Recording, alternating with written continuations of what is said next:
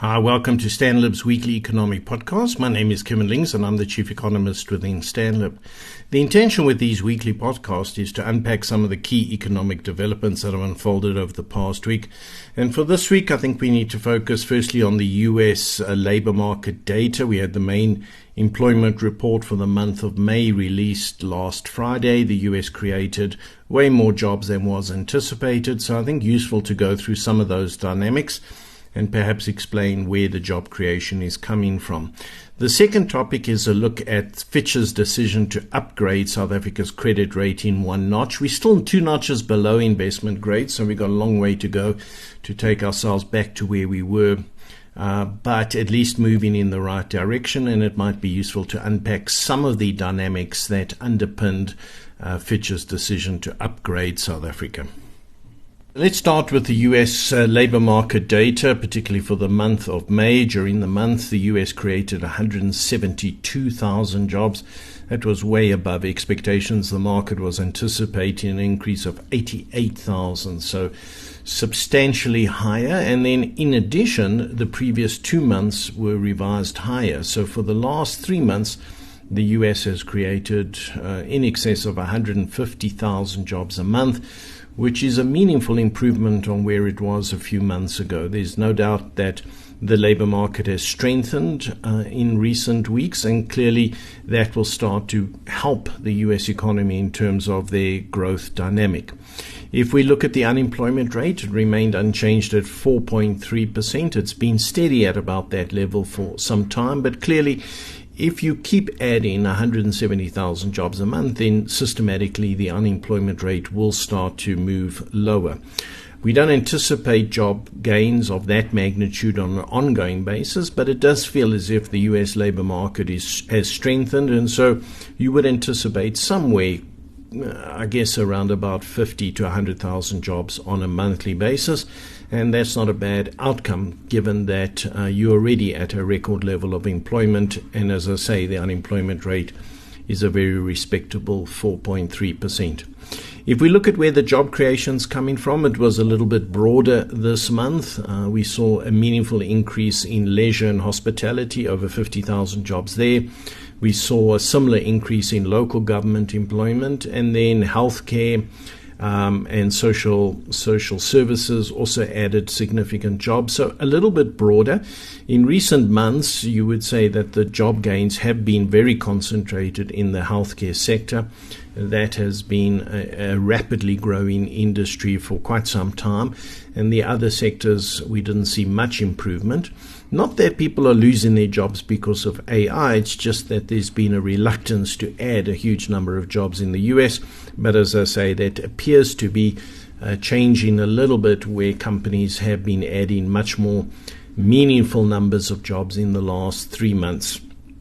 If we look at wage growth, it hasn't really responded to the inflationary pressure that's evident in the US. Wage growth sits at 3.4%. You could argue that that's still a bit high relative to a inflation target of 2%, but you have to take into account the fact that the US generates very good productivity gains, and so they're able to offset that slightly higher wage growth and therefore not necessarily create a significant amount of additional inflationary pressure.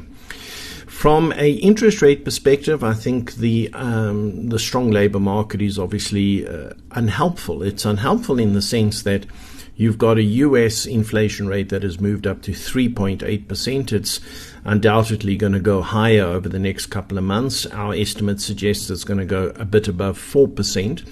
And obviously that's moving in the wrong direction. If you then take that move in inflation and you couple with the fact that the labor market has strengthened, then very difficult to cut interest rates, because the strength of the labor market may well further entrench inflationary pressures. And clearly the Federal Reserve wouldn't want to be cutting interest rates under those circumstances, because they could simply aggravate the current inflation problem that's developing. So I think what the data says is that the Federal Reserve is very much likely to keep interest rates on hold, and increasingly there's a risk that at some point they may have to hike rates. I don't think that is imminent. I don't think you're going to see any meaningful change in interest rates in the short term, but clearly if the oil price remains elevated and there's further evidence of second round effects within the US, then the Federal Reserve will be forced to hike rates despite the pressure from the president to cut rates. So a difficult environment to be taking over the Fed as chairman. Kevin Warsh is already chairman, and clearly a lot of people will be looking to see what his tone is with regards to monetary policy, but he can't completely ignore the fact that inflation is elevated and the labor market and broadly the economy is doing okay. Outside of that, there was a significant increase in the number of job openings in the US. Again, it speaks to the underlying strength within the labor market. Job openings moved up just over 700,000 in the month, again, way above expectations. So that speaks to future job gains, which should be reasonably intact. The US job openings have been consistently well above 7 million on an ongoing basis. It doesn't mean all of those jobs can be filled anytime soon. There's a lot of mismatching of skills contained within those job openings, but it does indicate that the labor market is reasonably vibrant. So I think a good set of data for the US, but it does ultimately raise concerns about what that means for inflation expectations, and I guess the outlook for interest rates. Lastly, I think it's useful to talk about Fitch's decision on Friday evening to upgrade South Africa's credit rating. They took us from a BB- up to a BB, which is one full notch upgrade, although they kept the outlook at stable as opposed to a positive outlook. At BB, we are 2 notches below investment grade. Obviously, at some point, South Africa was investment grade, actually a bit above investment grade from all 3 rating agencies, but we lost our way over the sort of 15 years from 2012 onwards. And as a result of that, the credit rating was systematically downgraded, and we're now trying to claw our way back to investment grade. Investment grade would help us enormously because it provides us with better access to international finance. Obviously, it reduces the cost of that international finance, and then you start to get included in various investment mandates, particularly from global emerging market investors, and so you're more able to attract a steady inflow of foreign investment, which would certainly help South Africa. If I look at the decision by Fitch to upgrade South Africa, there were 2 factors they took into account. One was the improvement in our fiscal balances. That has been unfolding now for a little while, and it's showing up in a couple of important fiscal metrics, particularly the primary budget surplus. We've had a surplus now for the last 3 years, and according to the latest budget, National Treasury expects that we can maintain that surplus, and that goes a long way to getting us the credit rating upgrade, which means over time we are expected to be able to control government debt. Government debt obviously excessively high, but if you maintain a primary budget surplus, you should be able to bring the debt level under control over the next couple of years. In addition to that, Fitch highlighted the fact that we're making progress on the private-public partnerships, particularly in the logistics sector, which means we're able to start to encourage the private sector to get involved in the energy space, in the transport of train and goods, etc., and also in the port capacity, and so that is encouraging. In terms of the concerns from Fitch, there are a couple of persistent concerns, the biggest of which is a lack of economic growth. We're not able to raise our growth rate meaningfully above 1% at this stage, and that's way too low if we want to look for an investment-grade credit rating. Fitch makes the point that if they look at other countries that are on a BB credit rating, then the average GDP growth from those countries is sitting at 4%. That's way above what South Africa is able to achieve right now. And so it tells us that we are well behind the emerging market average. We're well behind the type of growth rate we would ultimately have to put in place if we were to expect and hope for a credit rating upgrade beyond where we are currently.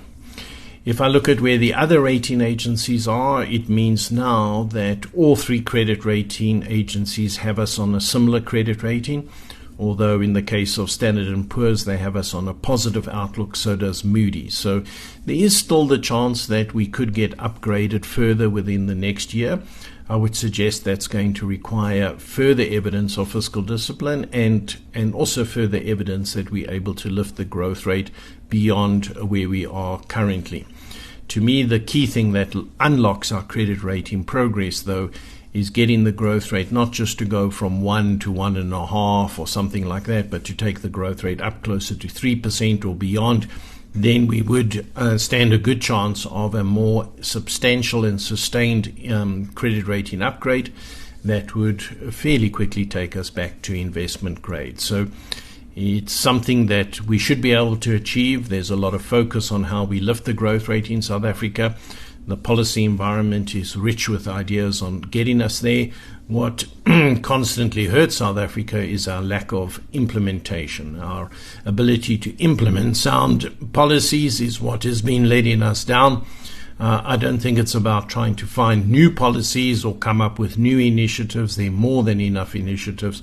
It's about taking those initiatives, making them real, implementing them, and I think the economy would respond to that. So good news from Fitch, but we need a lot more of that over the next couple of years.